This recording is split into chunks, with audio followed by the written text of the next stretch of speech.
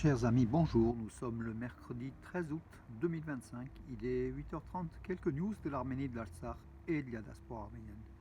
Trump, le président américain, a affirmé à propos de Pachinian et Aliyev, ce sont désormais mes bons amis. Voilà, donc il a passé une note. C'est un grand honneur d'être aux côtés du Premier ministre arménien Nikol Pachinian et du président azerbaïdjanais Ilham Aliyev, alors que nous signons un traité de paix après des décennies de guerre et de mort. Ce sont deux personnes formidables et de grands dirigeants. Ce sont désormais mes bons amis, a écrit donc le chef de la Maison Blanche sur une note sur sa page sur le réseau social Truth Social, voilà, qu'il excelle. Hein. Donc Donald Trump, le président américain, donc il met aussi Pachinian et le dictateur Aliyev sur le même pied d'égalité. Hein. Donc ce sont ces deux bons amis, c'est ce qu'il affirme. Voilà, depuis les accords de paix, les pré-accords de paix qui ont été signés vendredi 8 août à Washington et qui font beaucoup de réagir, notamment en Arménie, l'opposition qui est un peu incrédule face à cette attitude de l'Azerbaïdjan qui à tout moment, de toute façon, ne peut ne pas respecter ces accords. Les Arméniens ne sont pas dupes. Le ministre arménien des Affaires étrangères, donc Arat Mirzoyan, et son homologue azerbaïdjanais ont eu un entretien téléphonique hier, justement par rapport à ces accords, ces signatures de préaccords. Et a priori, Yerevan et Bakou sont en lien direct désormais sont en lien direct, bien sûr, sous l'autorité de toujours de Trump, du président américain, qui peut intervenir à tout moment. Voilà, qui est plutôt une bonne chose. Hein, donc les liens directs entre Yerevan et Bakou. Voilà. Pardon, je vais juste vous demander une seconde. Oui, la paix hypothétique. Enfin bon.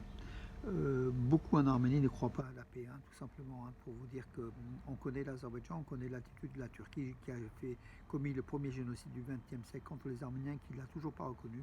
On connaît l'attitude de l'Azerbaïdjan qui a commis des crimes de guerre contre les Arméniens et qui occupe aujourd'hui l'Artsakh. Il est difficile dans des conditions de déséquilibre, de faire la paix qui est une sorte d'égalité donc entre deux nations.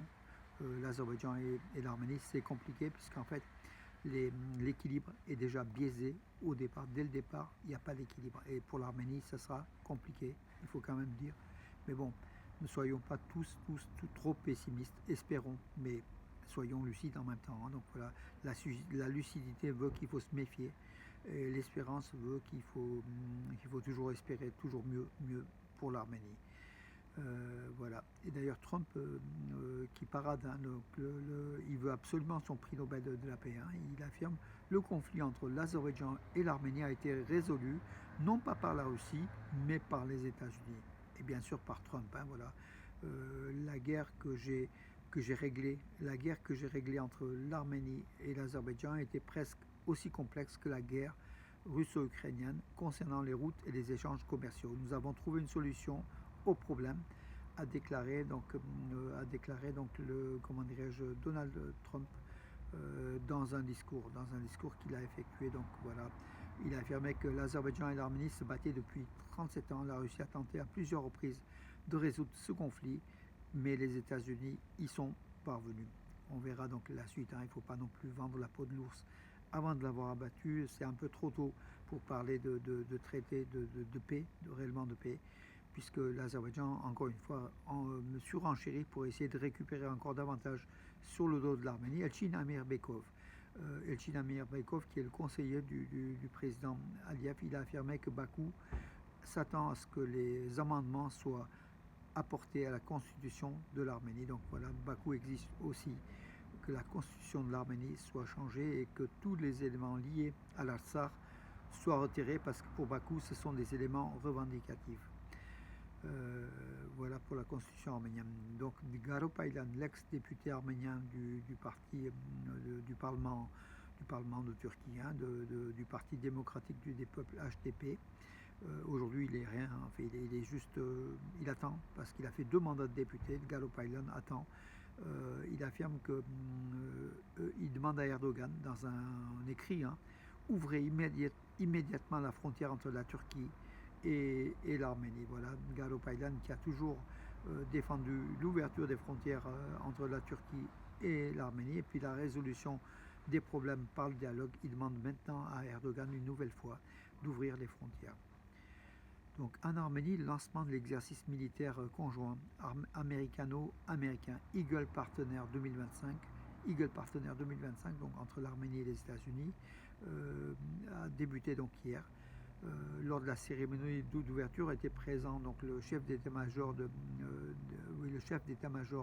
de l'armée arménienne, le général Edward Asselian, ainsi que l'ambassadrice des États-Unis en Arménie, Christina Quinn, et de hautes personnalités aussi de l'Arménie, des invités, et puis des Américains.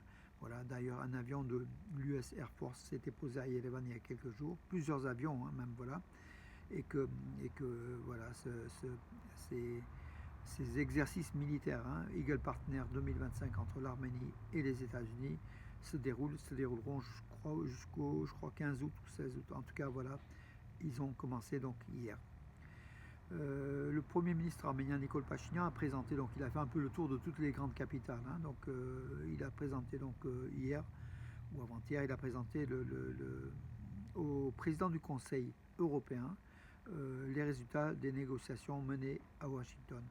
Donc il a présenté donc au président du Conseil européen qui est le Portugais Antonio Costa. Donc il a fait le point. Il a aussi fait part de la demande de dissolution du groupe de Minsk de l'OSCE, donc avec un accord commun entre l'Arménie et l'Azerbaïdjan.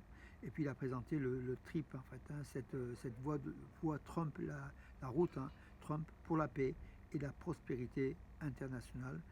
Voilà donc Nikol Pachinian à l'Union européenne. Donc après Moscou, après Washington, après maintenant c'est l'UE. Donc il informe progressivement tout le monde. C'est le but aussi de la diplomatie arménienne.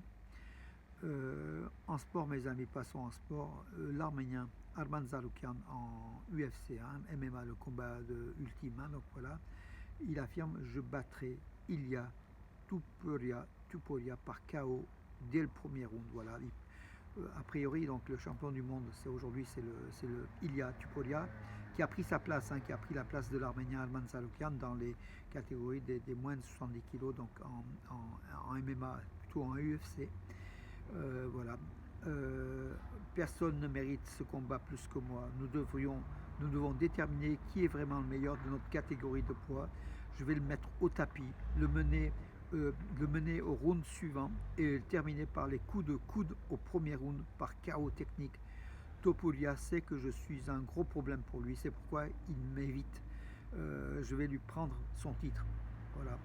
En pleine forme, je m'entraîne 2 fois par jour. Mon objectif de combat est pour le titre. Mon objectif est le combat pour le titre, a déclaré Arman Zaroukian à TMZ Sport. C'est une chaîne spécialisée donc aux États-Unis. Le combat donc entre Arman Zaroukian et Ilia Tuporia est prévu pour décembre. Donc a priori, voilà, si tout se passe bien, Arman Zaroukian a remporté 22 de ses 25 combats en MMA. Et a priori, il serait peut-être favori face à Tuporia, champion du monde. Voilà mes amis, et puis donc ce vendredi 15 août, c'est la bénédiction du raisin. La bénédiction du raisin à Romans, l'église Saint-Nicolas, Soup Nikoraios à Romans, avec le père Roussik Sarkisian et le Sargavak, c'est le Garbis Mualian, c'est le diacre, Garbis Mualian, aura lieu donc ce vendredi 15 août, notez-le bien, à 11h30. Ce vendredi à 11h30 à l'église Soup Nikoraios, Saint-Nicolas de Romans, sur les bords de l'Isère, à 11h30.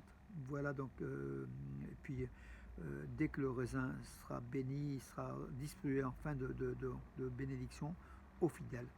Et puis après, à 13h, le club, l'Amicale des Arméniens de Romans, puis le conseil paroissial de l'église apostolique arménienne de Saint-Nicolas invite les fidèles à un repas à la salle Sévan, donc voilà, après la messe.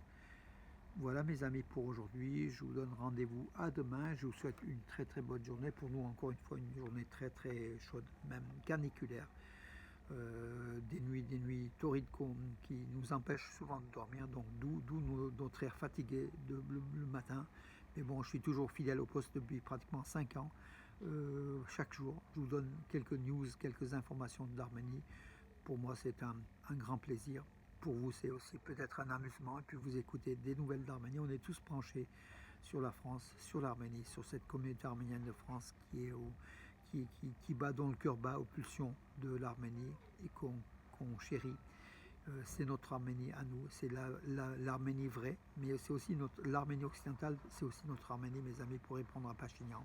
Ce ne sont pas les 29 743 km² seulement, c'est aussi l'Arménie occidentale dont la plupart des Arméniens de la diaspora sont issus. Voilà mes amis, je salue ceux de Harpert, de Malatya, de Mouche, Van, Bitlis, Dikranagert, Adana, de Giliga, tous les Arméniens de la diaspora, même d'Arménie, qui sont ces régions de l'Arménie occidentale, qui ont dans leur sang cette histoire, ce patrimoine arménien depuis la nuit des temps, tout simplement. Bonne journée mes amis et à demain.